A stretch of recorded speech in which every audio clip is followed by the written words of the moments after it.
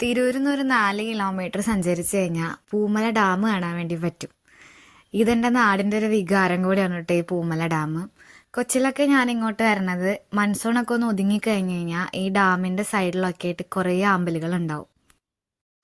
അതൊക്കെ കാണാൻ വേണ്ടിയിട്ട് സൈക്കിളും ചവിട്ടിയിട്ടൊരു വരവുണ്ട് ഇങ്ങോട്ട്.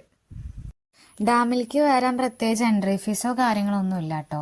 പരമാവധി ഉച്ച സമയത്ത് വരാണ്ടിരിക്കുക, കാരണം നല്ല വെയിലാണ്. നമുക്ക് കുറേ സ്ഥലം നടന്ന് കാണാനുണ്ട്.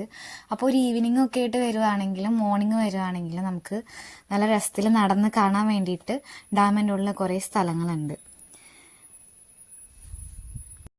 മൺസൂണൊക്കെ ഒന്ന് തുടങ്ങി കഴിഞ്ഞ് കഴിഞ്ഞാൽ ഇവിടെ തട്ടുതട്ടായിട്ടൊരു വെള്ളച്ചാട്ടം കാണാൻ വേണ്ടി പറ്റും ഡാമിൻ്റെ ഉള്ളിൽ. അത് ഡാം തുറന്നിട്ടുണ്ടെങ്കിൽ നല്ല ഫോഴ്സിൽ വെള്ളം വരണ കാണാൻ വേണ്ടി പറ്റും. ഒരു പ്രത്യേക രസമാണ് ആ വെള്ളം ചാടുന്നത് കാണാൻ വേണ്ടിയിട്ട്.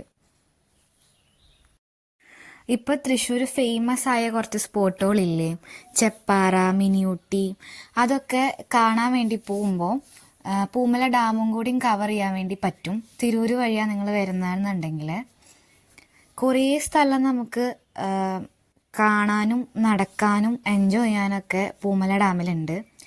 ഫ്രണ്ട്സൊക്കെ ആയിട്ട് വരുവാണെങ്കിൽ അടിപൊളിയായിരിക്കും. കുറേ ടൈം നമുക്ക് നടന്ന് കണ്ട് സ്പെൻഡ് ചെയ്യാൻ വേണ്ടിയിട്ട് കിട്ടും.